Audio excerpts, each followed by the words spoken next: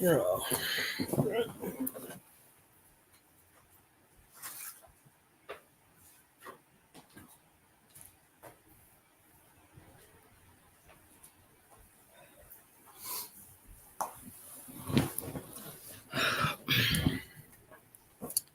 Greetings, family. This is Cassandra Faye Floyd, also known as the Daughter of the Fates, founder of the Temple of Evolutionary Emergence.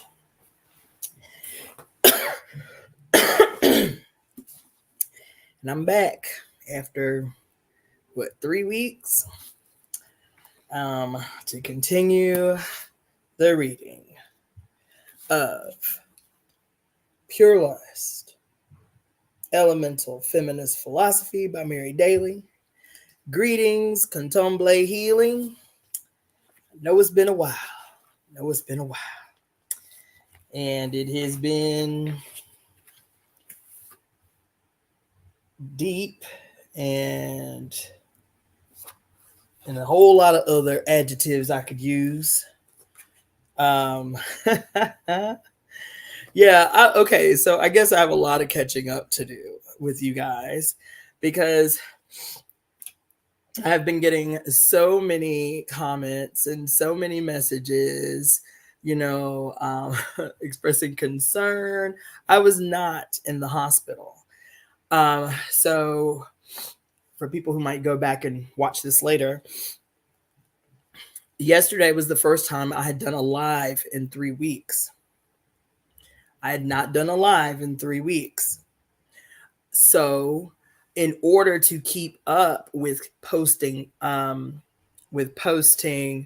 content, I was like, yo, why am I tripping about doing lives every day while I'm down and out? Because I had my grandkids for 2 weeks, which was crazy. And then I got sick while they were here. And then I got laryngitis. So I completely lost my voice. And I'm still, you're going to hear me, unfortunately. It's going to be gross, but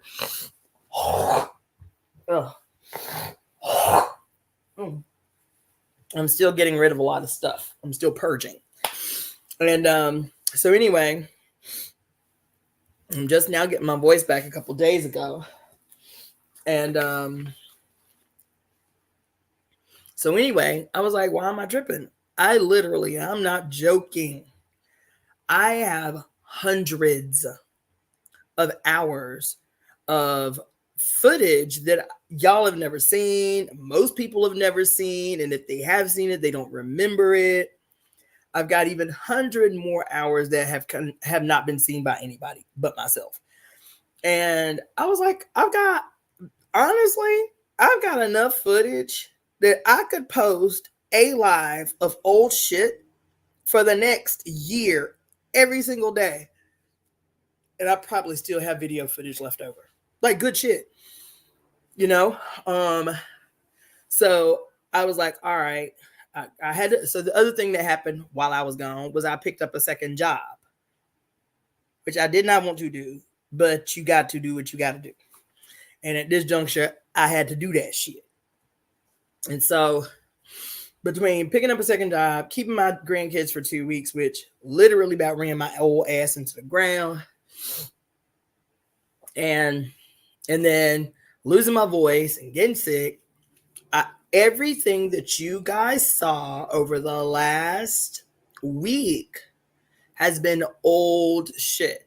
So the video of me in the hospital, that was 2 years, almost 3 years ago. In December, it'll be 3 years ago. Let's see, 2020. Oh, shit. Yeah. Let's see. That was 2020. That was, this is actually a little more than 3 years ago. And it was Christmas Eve of 2020. That video that y'all saw of me in the hospital. And a lot of people were confused, like, oh, are you going back to Iyapo? No. So if you hear any videos over the next few days or over the last week that have me announcing myself as Iyapo, know that it's an old video. Okay? Know that it's an old video. Okay? And so I posted another video, and I did a live about it yesterday.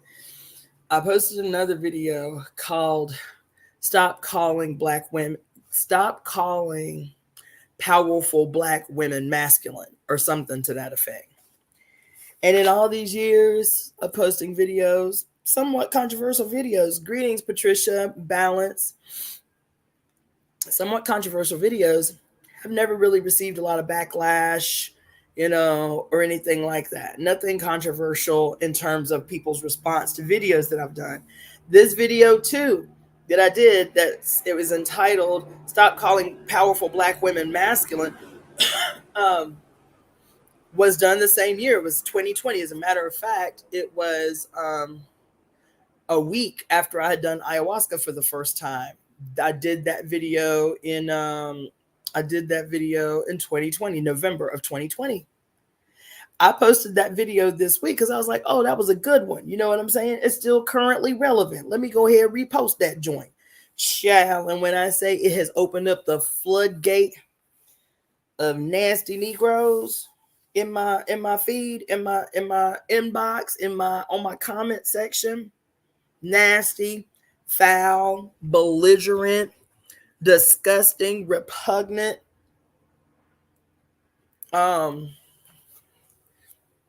I got a whole bunch of adjectives I could be using right about now, but I've been blocking. I don't argue. You understand? You say some stupid shit on my shit, you get blocked. That's all. I ain't got time to argue with you. I ain't got time to try to win you to my position. My position is what it is, and either you with it or you ain't. That's all. No skin off my back, no harm, no foul, child. Look, you can get blocked. You feel me? So that happened. I still have a ton of old footage that I intend, because I was like, damn, there's some really good shit here. People haven't seen it. People haven't heard it. I should just go ahead and repost a bunch of stuff. It's old, but some of it is still very extremely currently relevant. So I've got tons of footage from when I was on the different Native American reservations. Y'all ain't never seen. You feel me? So I was like, all right, cool. I'm going to just go through here and start every now and again. If I don't have time to do a live, post old shit as a live or whatever. Maybe that'll give my throat chakra a little break, because I've been talking to y'all every day for a year. You understand? And as soon as I got laryngitis, I was like, yup, this is spirit kicking my ass. Like, bitch, you need to shut up for a minute. Yup, you need to stop talking for a little while.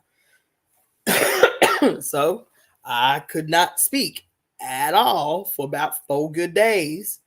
And then about 3 of them days, I still sounded like a mouse.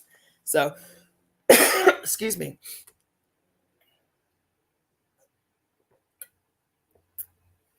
So that was that. So I'm not going to belabor this too long. I see you, Brianna Lynn, and yes, I will be posting like crazy. But anyway, but I don't want to rush anything, and I don't want to rush anything. But in those 3 weeks that I was offline, so much has happened. So much has happened in those last 3 weeks, you guys. So much that I want to talk to you about.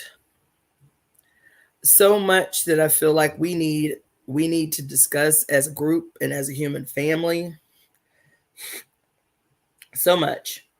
And I'm working a second job. I'm working tonight. As soon as I get off of here, I got to go to work, and I probably won't get off till about 1 o'clock in the morning. And I'm going to tell you, I say this often, but it is important for me to continue. I want to thank, let me see. Hold on just a second. I want to thank Sister Jay. I don't think she's on here, but she really heeded the call yesterday when I was talking about like the need to start seeking out grants and processes and resources to fund the temple. Like, we have to do this, and I cannot.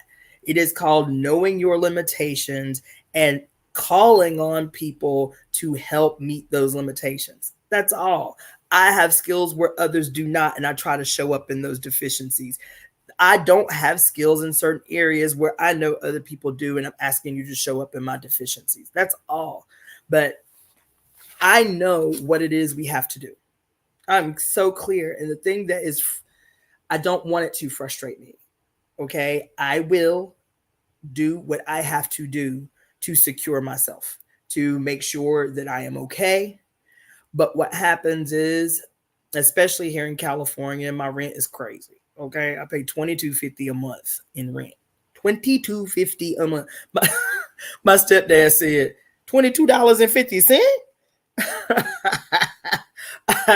He's from Alabama. I said, hell no, not $22.50. He said, you pay $2,250 a month in rent. I was like, yes, sir, I do. He was like, you can get a whole lot of house out here in Alabama for $22.50 a month. A whole lot of house with a whole lot of yard. I said, I realize that. I said, but obviously there's something for me to do in California, or I wouldn't be here, and I wouldn't have been drawn to it the way that I was. So anyway, I'm saying that because now that I have picked up the second job, and I was already complaining about, not even complaining about, just really internalizing that the kind of time that I need to do the kind of study that I do anyway, to fulfill my role, as the founder, as the leader, as the minister, if you will, of the Temple of Evolutionary Emergence. Listen, I am not above tooting my own horn, because I know that the content that I produce is stellar. While I am also aware that it could be better had I more time. Do you understand the quagmire? I've talked about this before, that people that we herald as geniuses of the past, the thing that they had on their side was, one, they were white men. So there was this default of resources and time and all of this poured into them on the strength that if they're white and male, they must be genius, and we have to support that genius. We have to create space. We have to create time. We have to feed and nurture. We have to cover and surround this genius while he expresses genius. And it was a natural understanding. Men and women surrounded these men while they executed genius. They had unlimited time and resources to go into. Imagine the kind of wormhole that is necessary to produce Einsteinian level genius, philosophy, theory, and so on. Imagine that. The kind of time, the kind of mental clarity, the kind of peace necessary to go into the type of wormholes of study, breakdown, thorough analysis of ideas, of history, of mathematics, of science, to develop theory like Freud and even artistic geniuses that we give props to. And we have historically have had no problem, have never even hesitated supporting the development, the unfolding of genius when that was coming from white men. But you have women, brown-skinned women, black-skinned women, red-skinned women, yellow-skinned women with just as much, if not more, capacity to produce genius, who have to scrap, fight, tear down, have to work absolute miracles to eke out the kind of space necessary to produce and nurture their genius. Still produce it, still produce it under all the odds, despite all the odds. Why the odds, God damn it? Why they got to be the odds? And that's what I require. I'm going to continue to say it unabashedly. I require the same kind of peace and stability, the knowing that my needs are met so that I can produce that which is trying to come through me all the time. We just read, I wasn't going to do an intro, but I have to. We just read the Sibyls not too long ago, over the summer. We read the Sibyls. And as magical and amazing and enraging as that book was, the thing that stood out to me over and over and over again was when she talked about the age where the Sibyls reigned, where their stories were known far and wide, where emperors and kings, wise men and the like would travel from all over the known world, from Asia and Africa, all over the known world, to sit at the feet for a moment of the Sibyls.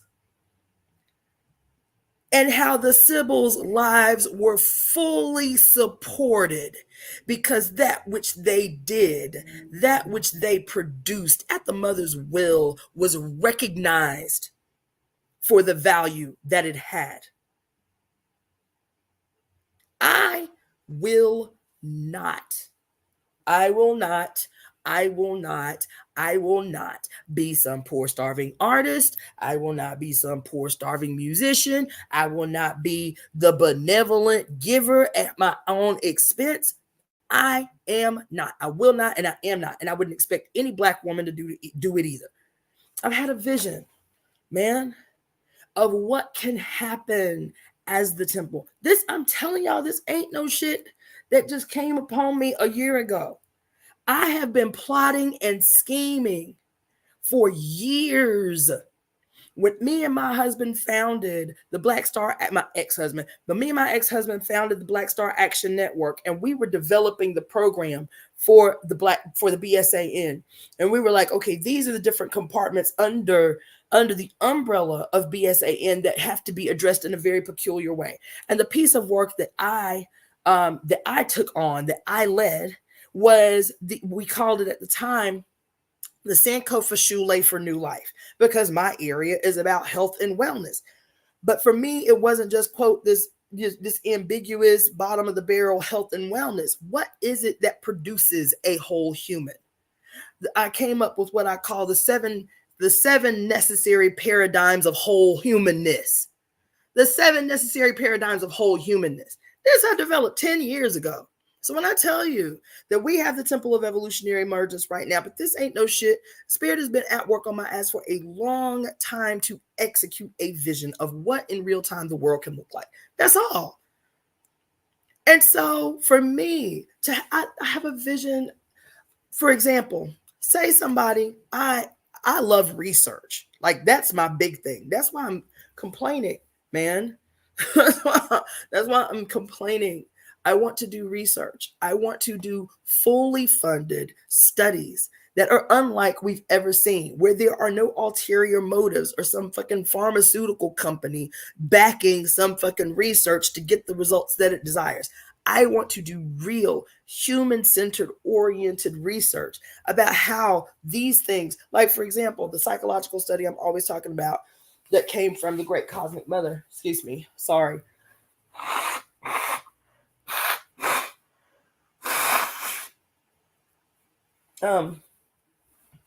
About the impact of the reintegration of self to the mother, or the image of the mother. Mommy and I are one.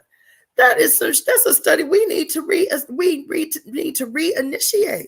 All these people out here fucked up, suffering, sad, depressed, addicted, schizophrenic, all levels of trauma. This is a study that we need to reinitiate as the temple. You understand?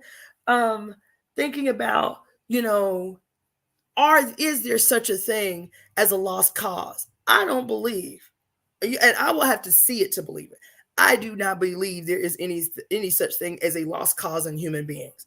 I believe that given the right social circumstances and the right support, anyone can be transformed. And so I was like, damn, this is what I want to do. I want to buy a house, like a big ass house, like one of these bullshitting ass mansions in Beverly Hills, you feel me? And turn that shit into a whole human rehabilitation center and take 13 homeless people off the street, right? Every year, take 13 new homeless people, put them up in this motherfucking mansion, give them everything they need: education, psychological care, detox, nutrition, have doctors and nurses and holistic practitioners up there supporting them, support groups, spa treatments, all the things. I want to take the sickest of the homeless, the most reduced of the homeless, and put them up for 1 year. Give them 1 year in the mansion, teach them everything: economics, how to build a business, give them skills, give them training, give them support, show them how to party without the need for substance, all the things. And then in a year, let them leave with the money that they need with our help to secure their housing, to secure them a job. By the time they leave in a year, they will have a house. They will have a place to live, and a nicer place to live, an apartment, a lump sum of money in a checking account, the beginnings of a business in a year. And I'm telling you, I'm convinced that we can do that. I'm convinced of it. We need the support. We need the vision. We need to be able to execute that. We done supported old ass white men in their pursuits of genius for the last goddamn 500 years, and it hasn't produced anything of substance that is a benefit to the rest of us. Yet we continue to support their genius. We continue to support their genius. Now I say we pour into Black women, Native women, Mexican women, Asian women, Arab women, the same motherfucking way we have historically for white men. God damn it. That's my gripe. The temple has work to do. We have work to do. And I'm sorry, but it has to start with, I'm not sorry. It has to start with me. The founder of the Temple of Evolutionary Emergence. I live in a nice apartment. I ain't balling out of control, but it's nice. You feel me? It's like a nice little 2-bedroom. I got a tiny little balcony out here. You feel me? I got my necessities. I got a couch. I got a love seat. I should not be in this motherfucker struggling and working 2 jobs to figure out how I'm going to support the bare minimum of my life while trying to change the world at the same time, when collectively we have the resources and the skills and the know-how to secure the resources to kick this shit up a notch. I should not be leading temple service from my motherfucking living room. That should not be. I should not be. So we need to go ham on. So what I want to do is, for those that are interested in helping in that capacity, I will send you shout me out. I will send you a copy of my bio. I will send you a copy of my resume. I will send you a copy of anything else that you need, so that if you find LeJay, I want to big her up and shout her out, because she really heeded the call last night and sent me a link to like a grant that the deadline was today. And as a matter of fact, the deadline was tonight at midnight. And thank you, Reverend Brianna Lynn. I see you, and I'm with it. Let's talk about it. And so she shouted me out right away, and I was able to get that grant, that application for that grant submitted today. So I want to thank her for heeding the call and going right to work. Because I just made that call last night. Yesterday was my first live in 3 weeks, and she was like, I said, look, I don't need to be in here struggling. I damn sure don't need to be rubbing on white people's asses for a fucking living. I don't need to be doing that. No shade to anybody who does, but that is not I did that. I have been doing massage since 2009. I love what I do, but that is not the capacity with which I need to be leading this work anymore. No, it can't be. It can't be. It cannot be. Fuck. Anyway, so thank you for that, sister. Thank you so much, Sister Lejay. Yeah, that shit was right on time. I couldn't believe it. I was like, oh my God. Thank you, Reverend Brianna Lynn. Yes, I feel the same way. She says, you are a priestess and an elder. You are a wisdom keeper. I accept that because I accepted the charge. Thank you so much, Reverend Brianna Lynn. She said, no more body touching for you unless you choose to. Listen, I co-sign on that. I have said that there is going to come a point soon where I am not going to be putting my hands on people, not in the capacity that I am. That's why I want to teach. I have a lot of skills. I have a lot that I have learned and crafts that I have perfected. You'll be hard pressed to find anybody, and this is not a statement of arrogance because I took so personally my education. You will be hard pressed to find another practitioner that practices the way that I do. You will be hard pressed to find a singular other practitioner that practices the way that I do. You understand? And I don't want to be the type of person. I need to teach. What I'm interested in is the rapid reproduction of the skills that I have in others. I don't want to be one of those teachers that, because it's happening so much lately in the last 3 years since COVID, so many wise, I just had this conversation with a brother the other night. So many wise people, so many elders, so many teachers who passed away and took their skills with them. Didn't have any proteges, didn't have any apprentices. That shit is sickening. That shit is gross. It is, to me, whether it's short-sightedness or whatever, it is so malignant and arrogant to galvanize a level of know-how, skill, wisdom, and your ass be 70, 80 years old and it never occurred to you, I need to leave this shit behind. So motherfuckers ain't got to reinvent the wheel.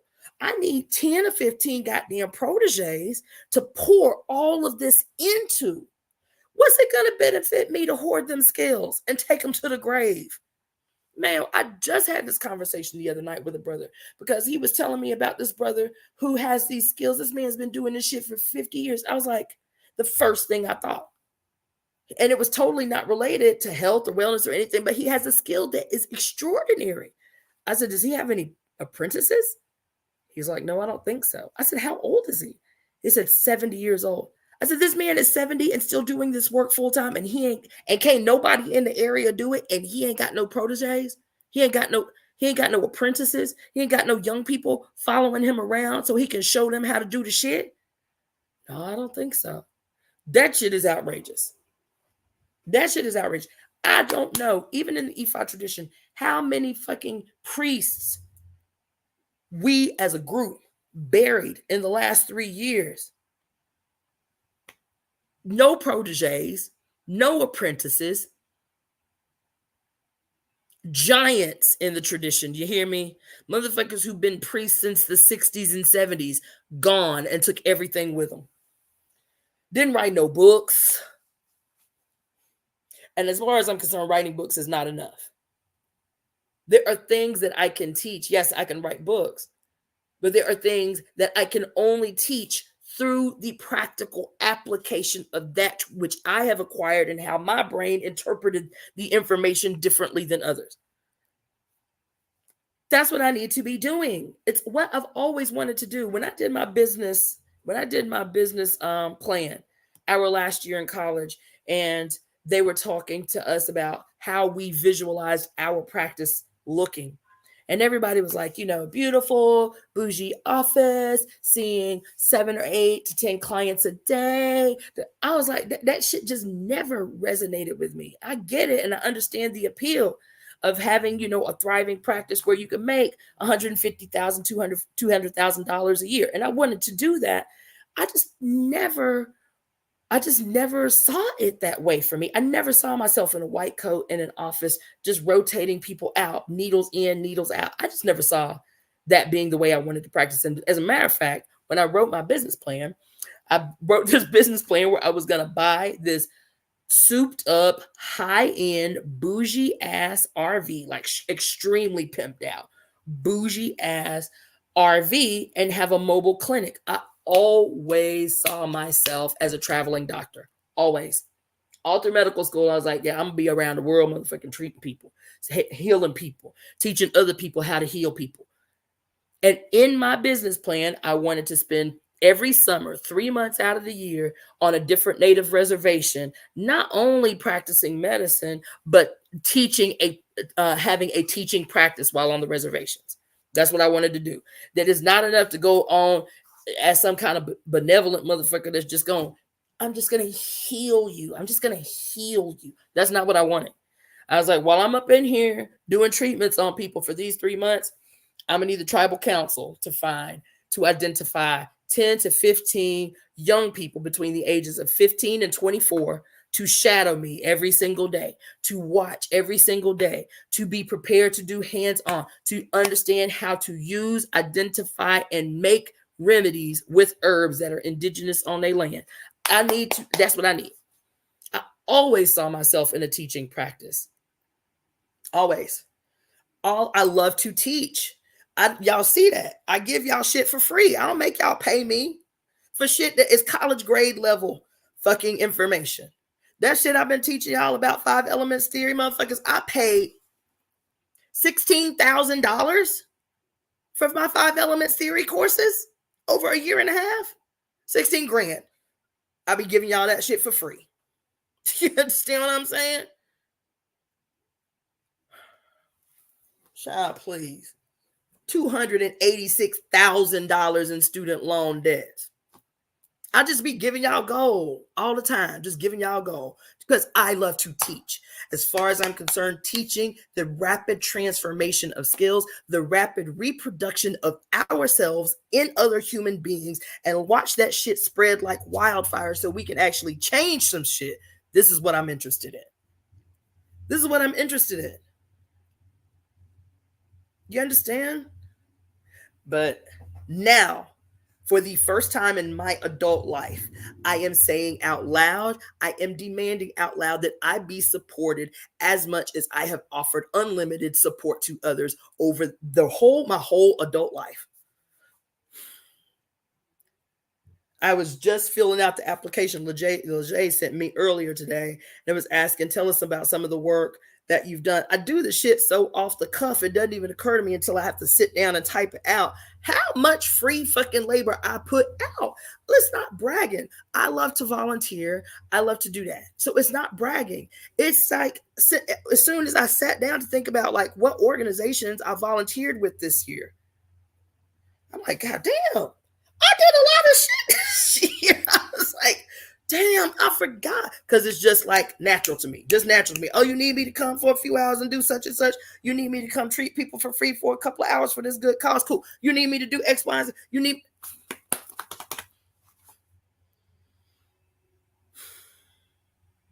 And I know I'm not the only one. So it's not even a grandiose statement that I'm making. For every me, there is 10 other Black women who do just as much for other people. Support them too. Make their lives easier too. Because the easier you make some Black woman's life, guess what?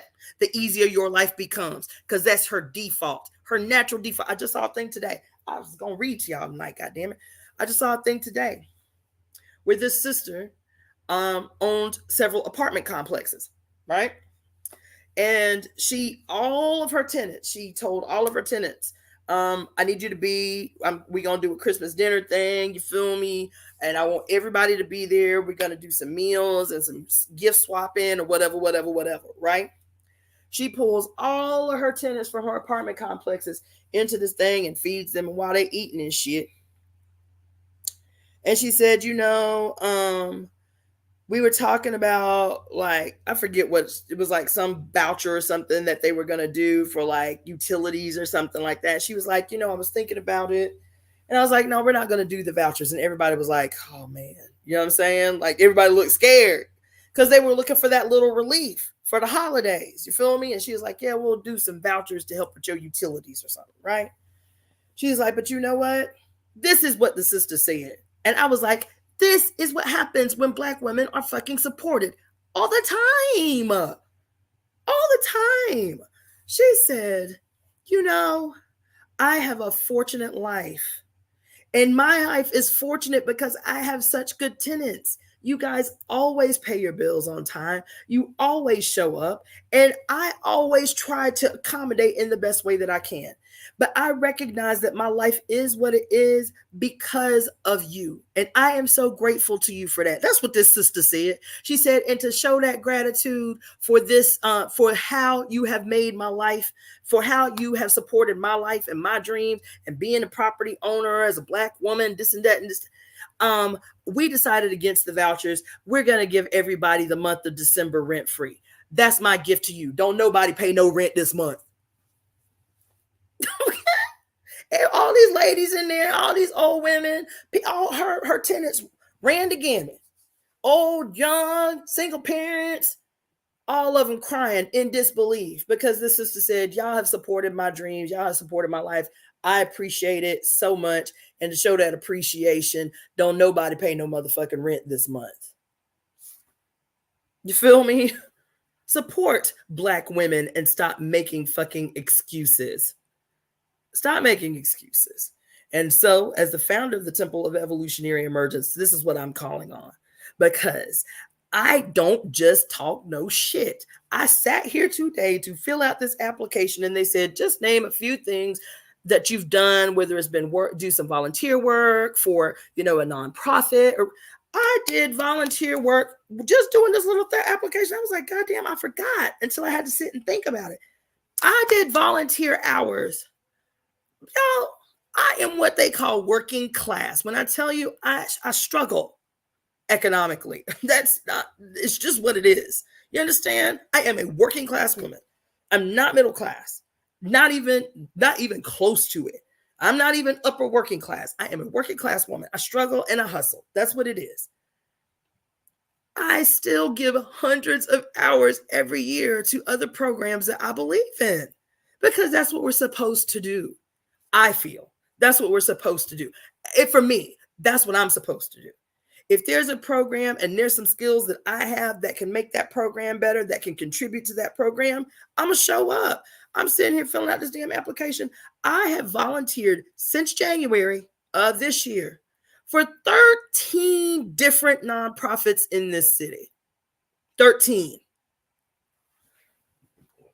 I have taught countless workshops to teenagers, to elders, to college students, organized fundraisers for this political prisoner and that political prisoner, and not gotten paid for organizing these events.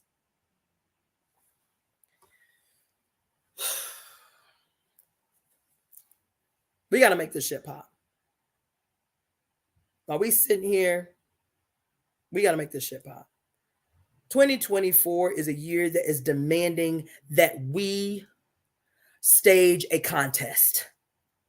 2024 is the year that the whole universe is demanding that we, those of us who have been oppressed, those of us who have been subjugated, those of us who have been forced into a coma so that motherfuckers could live off our essence, that the whole universe has conspired, has pulled out all the stops for us to stage a contest. And we better show up. We better show up. That's what I'm calling on the temple to do. I'm not calling on the temple for cute bougie shit. I'm trying to tell you. I'm telling you we have to stage a contest. We have to make every single solitary aspect of the colonizing past uncomfortable. That's what we're being called to do. And so some of y'all won't be with it. We are being challenged to unveil every fucking lie ever told. We are being challenged to have more courage than we have ever had. We are being called on by the mothers to shake this shit to its goddamn core, to completely destabilize its fucking foundation. That's what we're called on to do this year. Here we are in the most disgusting period in human history, the most disgusting display of what could possibly pass as democracy. Being, only 2 members of the House of Representatives voted down this damn legislation that just passed the other day, saying that if you are an anti-Zionist, you are the same as an anti-Semite? That anybody who is opposed to the genocide in Palestine is an anti-Semite? That this is ushering in an age of calling people who stand in opposition to genocide hate criminals? And only 2 members of 414 members voted that shit down yesterday, day before yesterday. And they want you to galvanize your motherfucking self to go to these polls in November. Now, my position is what it's always been. I have never voted in a presidential election. Not a single solitary one. Not even for the Negro, neither time. When this boy Biden got elected, I almost like this much, I almost let y'all convince me to go to the polls to vote for this dude. But I was like, once a criminal, always a criminal. Why would I do that? Once a diabolical bastard, always a diabolical bastard. Why would I do that? There is nothing in his past that has won me to a position that would have me go and cast the power that I have in his favor. Never, not once, have I voted in a presidential election. Now, I'll vote locally because I know it's impactful. But I've never voted in a presidential election, and the damn show won't be this one. And the excuse that anything but Trump is better cannot fly either, because Biden is a criminal. And right now, in real time, you are watching him be a war criminal, just like every other president. Just like your boy Obama was a war criminal. Not only a war criminal, a lying ass war criminal at that. Half the promises Obama made, never fulfilled. None of the promises Biden made, fulfilled. Listen, baby, this year has got to be radical. You understand? And not stereotypical Marxist, Leninist, radical neither. None of that shit neither. None of that shit neither. Not a feminist, not a Marxist, not a Leninist. Baby.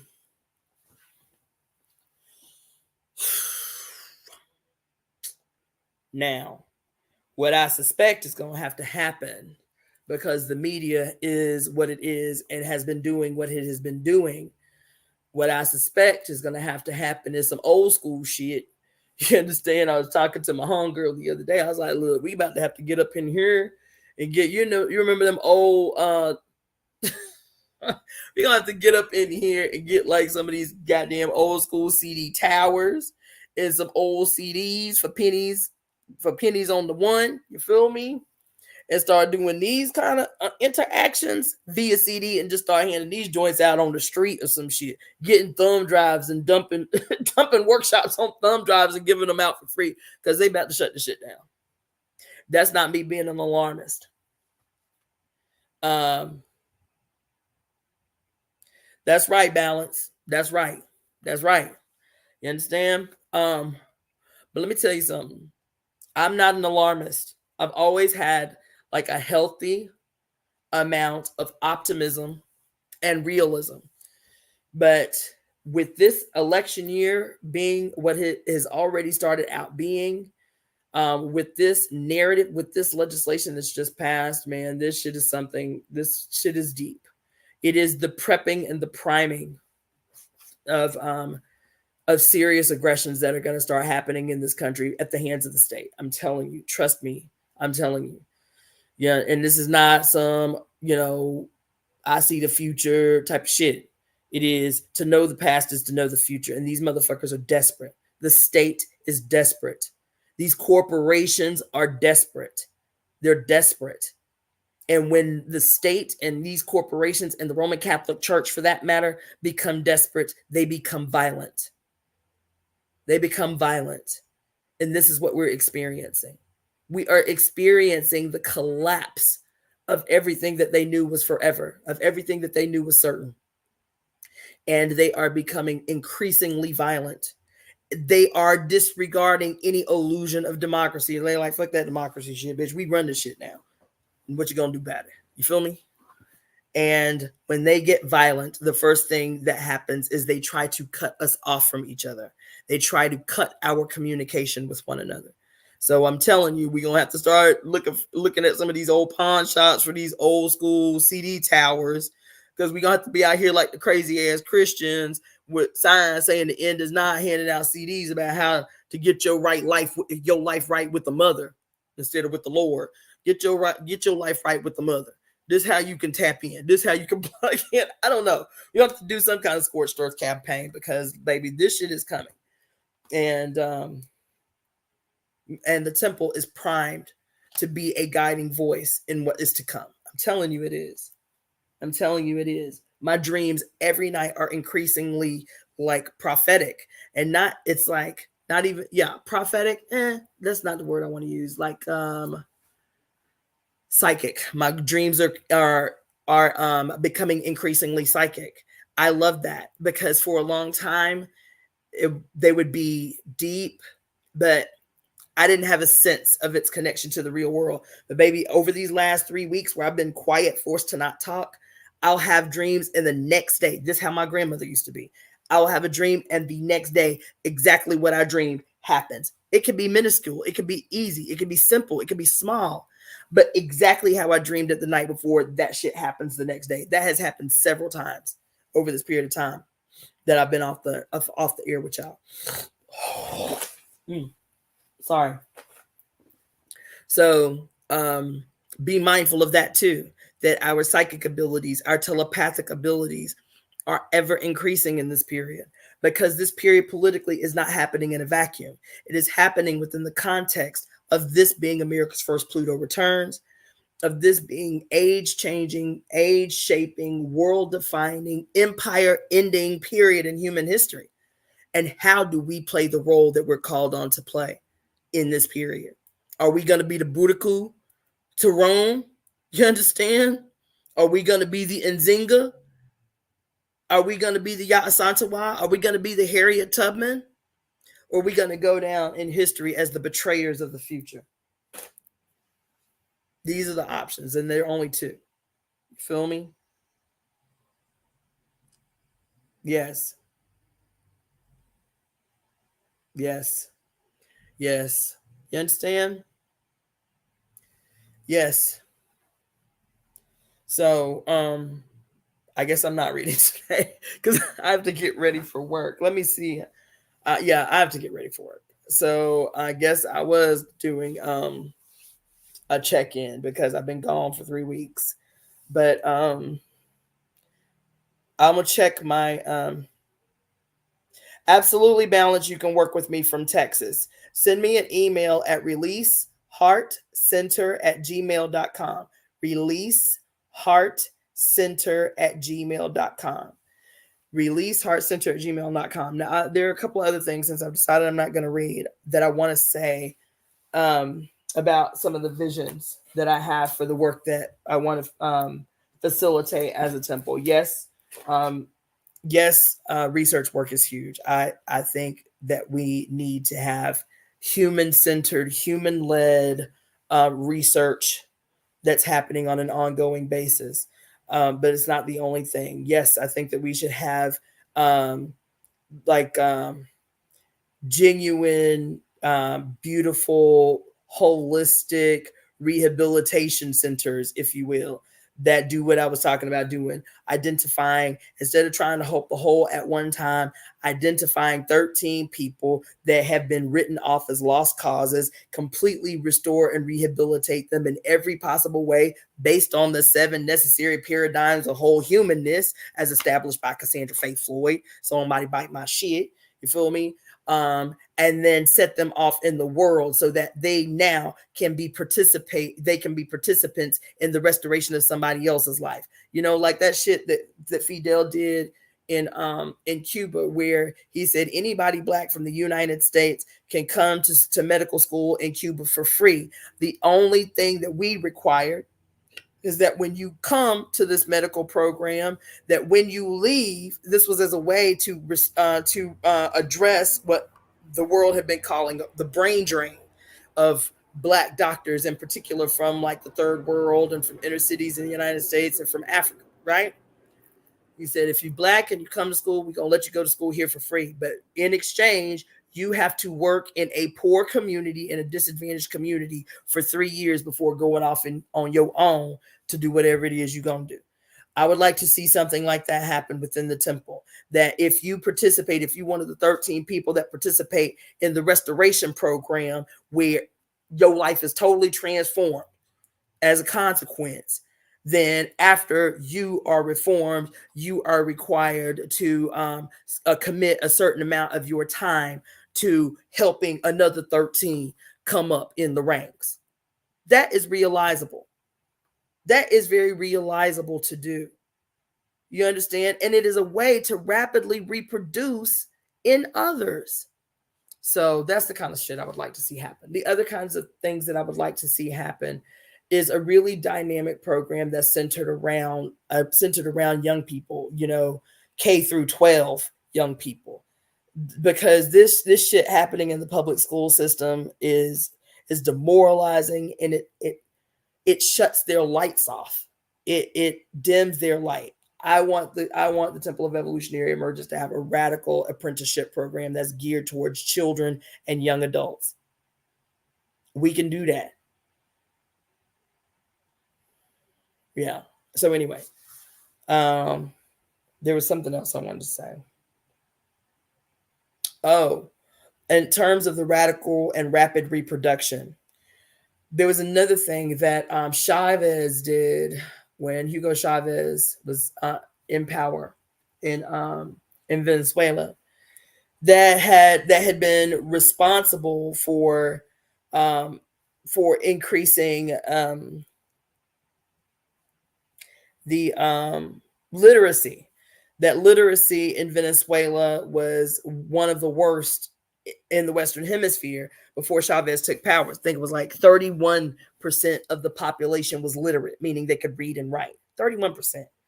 And within the first 3 years of Chavez's time in office, the literacy rate went from 31% in Venezuela to 92%. 92% in 3 years, an increase in the literacy rate. And they attributed that to a number of things, but one of the things that he did was really rapidly address the economic needs of people. He started doing these, it wasn't like communes, it was like the way they had the society separated out, these little, but we'll call it a commune, right? Each little city, every little city state had its own post office, had its own, you know, like council, had its own this, that, and the other. And that shit was not unending. You were given a year and a set of resources. And as members on the council, if you couldn't address these 3 main problems in a year, bitch, the council would be disbanded and another group. Now we give y'all the same amount of resources, make this shit happen. If you don't make this shit happen, your ass is out. You don't just lay up in there collecting a check. Meanwhile, you ain't solving a single goddamn problem. This motherfucking city got 75,000 homeless people, and can't nobody seem to solve a motherfucking problem in this goddamn city, but getting $250,000 paychecks to just go to meetings every week where they stroke each other off and don't solve a goddamn problem in this city. The temple can do that. So what reminded me of it was the person here, Balance, in Texas. The temple needs to be able to radically and rapidly reproduce itself everywhere that people are interested in reproducing it. I've had people reach out to me from New Zealand and from Poland and from India and South Africa and Australia and Emirates, you know, and fucking Mozambique and Zimbabwe. We have to have the capacity to trust that people give a damn about the future. People give a damn about the mother being the center of the future, and say, okay, if you want to get down with the temple, this is what it means. These are the bare minimum requirements to build a temple of evolutionary emergence in your city. We ain't gonna baby you, and we ain't gonna be all over you. We will monitor, but let's set this shit off. You understand? Commune style. And I ain't talking about hippie commune style neither. That's not what I'm talking about. So anyway, I think that's all I'm gonna say. I got to get myself mentally ready to go to work.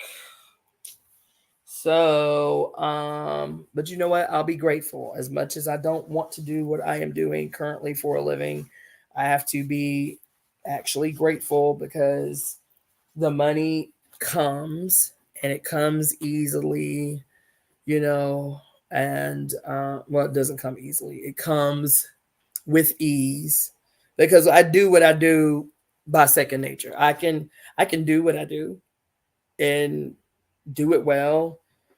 I just don't want to do what I'm doing. I don't know if that makes sense. So I'm grateful for the money. I'm grateful for the resources. I'm grateful that it's coming.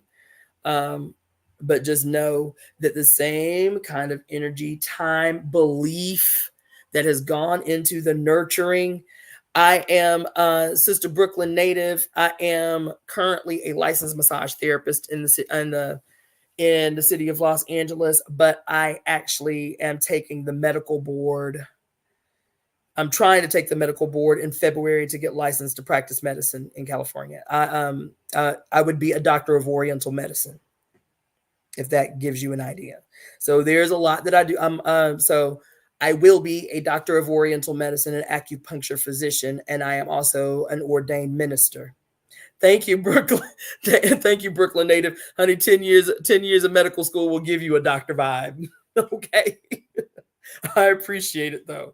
Yeah, so I hate even calling myself a massage therapist because it's so far beyond that. I do what I do. I have the skills that allow me to bounce back if something happens, or if I take a hit there and there, then I can, I keep my massage therapy license current so I can always fall back on the skills that'll make me some money while I'm trying to reorganize and resituate. But it's so far beyond that. So far beyond that. So anyway, so right now I'm functioning as a massage therapist in LA. So anyway, but I also, for those of you who know, and those of you who want to seek me for counsel, those of you who do or don't know, I also offer phone or Zoom consults. I do readings. I can do readings, like live readings for you. So I read the I Ching and I read the Tarot. The deck that I use is the Medicine Woman Inner Guidebook deck for the Tarot, if you're interested in that. If you're interested in the I Ching is a powerful divinatory tool. I love it. And I also do dream interpretation. And then for those who are interested in more my left brain functionality as a practitioner, as a wellness, wholeness practitioner with a background in traditional Chinese medicine, acupuncture, Ayurveda, and a score of other traditional holistic medicinal modalities. I also do wellness consults. And so if you're interested in either a complete wellness consult, which is an hour long with a write-up of your results at the end. So if you're interested in a wellness consult, or if you are interested in divination, then you can reach out to me at releaseheartcenter@gmail.com, releaseheartcenter@gmail.com.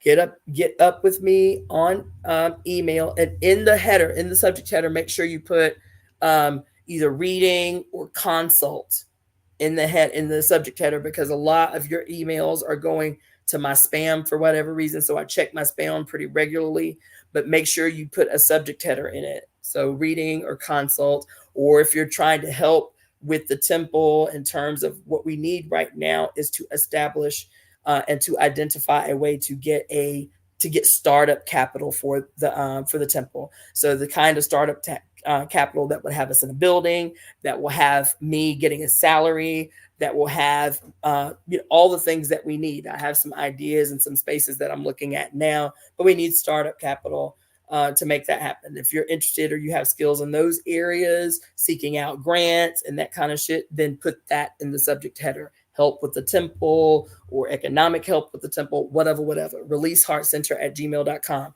These are all going to change within the week. I'm going to start doing everything under the temple. So the email address will change.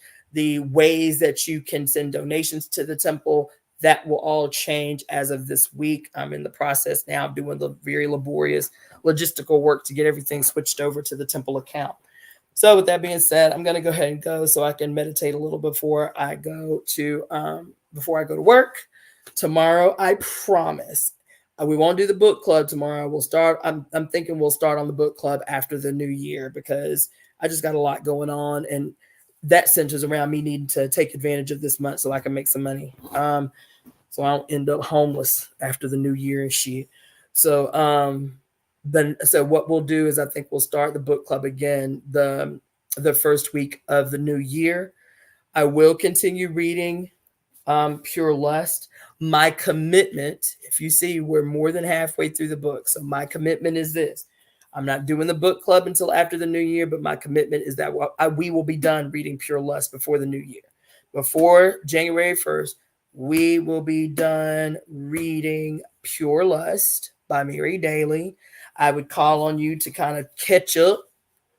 If you have the book, go ahead and play catch up. And the first week in January, we'll kick this shit off with doing the book club. So, which was really good. I'll post, if everybody's okay with their faces being seen, I'll post some highlights from the couple of meetings that we've already done from the book club, because we've been doing the book club via Zoom. Greetings. All right. Good night, Brooklyn native. So, yeah, let's do that. I'll go ahead and commit to read the book and finish the book before the year's end. That way we'll be fresh when the new year starts, and we can just go right on in to the book club discussion of the book after it's read and it's all online. And then I'm actually working on our calendar of events for the new year. So for the whole year of 2024, which I keep saying, I will continue to keep saying, is so important. This year is so big. It is so important. So important. So we have to have a calendar of events. I want to do at minimum 4 events this year. I would like to do a huge event for the week that Pluto finally shifts permanently into Aquarius. That happens literally 1 week after the presidential election. We have to have a big event. It has to be big. I don't know what it is. I have an idea, but we have to do something really big, like shot heard around the world type of big. Okay. So be thinking about that. I would like to organize some kind of like event meetings / face-to-face with women of color, where we can maybe organize events together for the year, like maybe a retreat, maybe like a witches retreat for women of color or something like that. I don't know. But these are the kind of things I'm thinking about for this year, because we have to be ready, y'all. I want to be ready. I want to make the mother proud. I swear I do. That's all I'm interested in. I want her to be able to say, that motherfucker right there came through. She heard the call and heeded the call. That bitch right there was about that life. Told you we had the right one. Look at all these motherfuckers she done pulled into the fray. You understand? I'm just saying, that's all I'm interested in. I want my mama, meaning my earthly mother, to be proud. She can't be right now because she's still trapped in that shit. All of our mamas and peoples is trapped in that Christian shit. But I want the world to be transformed in a way that it is undeniable, that our mothers that our naysayers, that our haters look and say, oh my God, these bitches rescued the whole planet. These bitches changed the whole world. Yes, yes, they did that. Despite our hating, despite our naysaying, despite all our saboteurish acting ways, they saw when we didn't. They heard when we couldn't, and they still showed up for all of us. Look at what these motherfuckers done did. I want to be that person. I want to be that. I want to be that. I want my mother and my mama to be like, this bitch understood the motherfucking assignment. God damn it. This motherfucker right here did that shit. I want my yay Harriet Tubman and Ya Asantewaa and Queen Nanny and Fannie Lou Hamer and Ella Baker. I want all the mothers to look down and say, that motherfucker she understood the mission. She understood the assignment and came the fuck through. Y'all can thank her. Y'all can thank her crew. Y'all can thank all the women who rallied around her and said, yes, I hear my mother in this woman's voice. I know my mother is present. All these brothers who, despite all the opposition against them, said, listen, fuck what you heard. Sister Cassandra, the mother is with her, so I'm with her. If the mother say she the one, bitch, I say she the one. And I'm the one. I'm talking about y'all. I'm talking about y'all. I'm not talking about me. I'm talking about y'all. I'm the one. Each one of you can say the same thing. I'm the one. Because it's true. When you hear me and something is set off in you, you can say the same thing. I'm the one. You see. Because y'all know me by now. I don't believe in heroes. She rose, he rose, none of that shit. I believe we are all chosen. I believe we are all chosen. The choice is ours to fulfill or betray our destiny. The choice, that's what free will is. That's what sovereignty is. The choice is ours to fulfill or betray our destiny. That's it. That's all. It's the only decision worth making. God damn it. It's the only decision worth making on earth right now, is to fulfill or betray our destiny. And our destiny is linked, baby. Our destiny is one. Our destiny is shared. Our destiny is the same. Now, if something strikes a chord in you when I open my mouth, then you too can look in the mirror and know that the mother has chosen you. She said, baby, you the one. That's why I can say it confidently about myself. I'm the one. I'm the one. My mother has been speaking through me through years of fucking conditioning and Christian ideology since I was little. Now I know it's her. She always been there. She's like, baby, you got to go through this shit right now, but my voice is here. I'm with you. I'm guiding you. I'm covering you.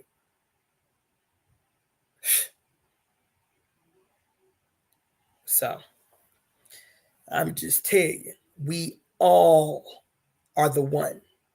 We all are chosen.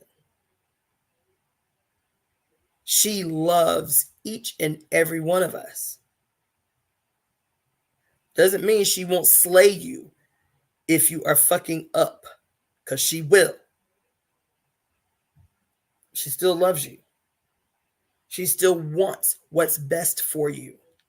She wants you to thrive and to be happy and to experience lust, yes. To experience ecstasy, yes, in your body, in your flesh. Now she's like, baby, we got work to do. And the period of work for us to do is not easy work.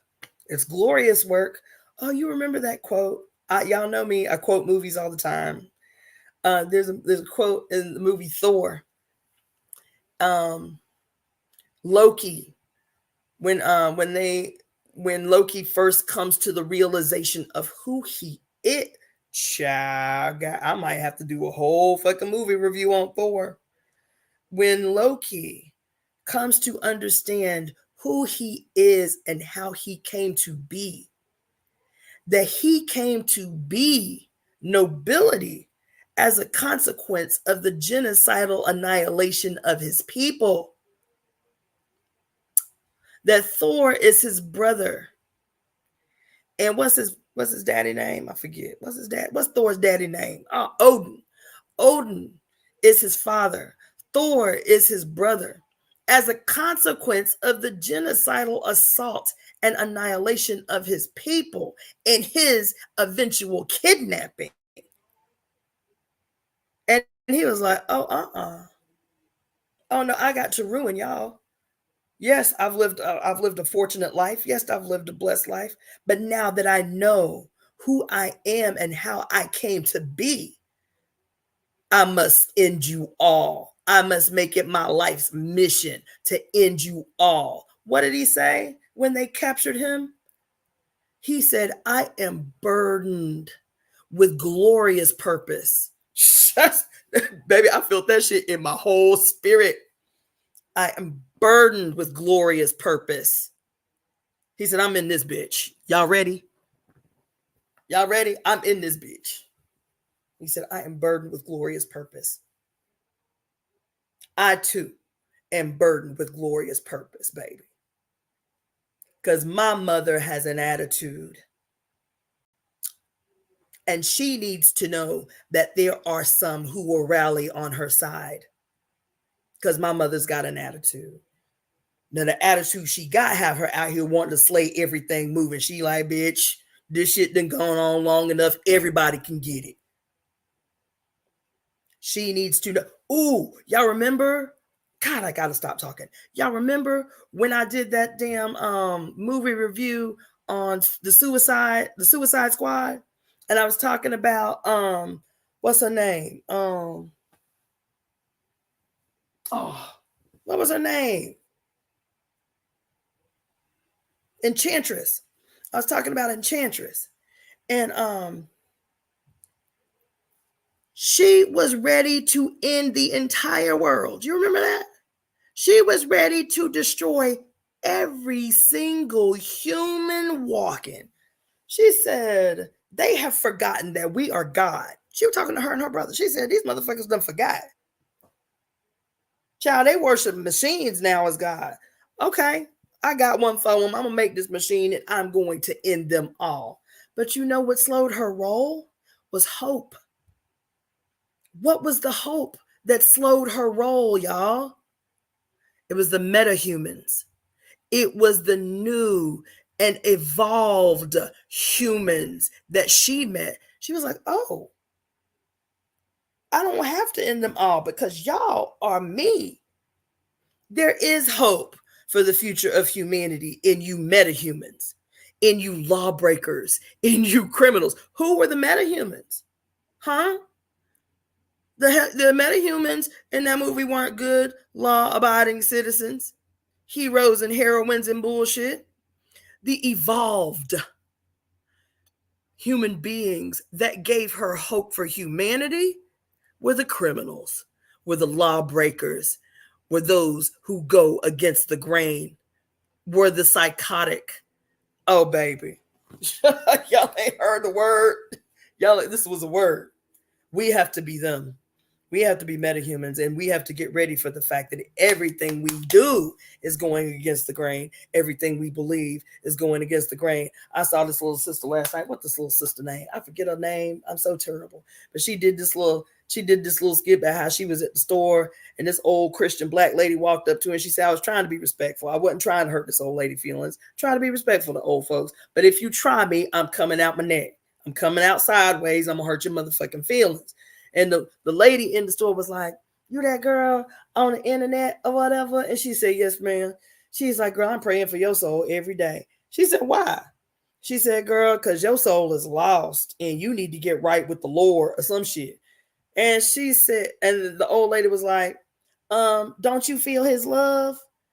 And she said, who? She said, Jesus.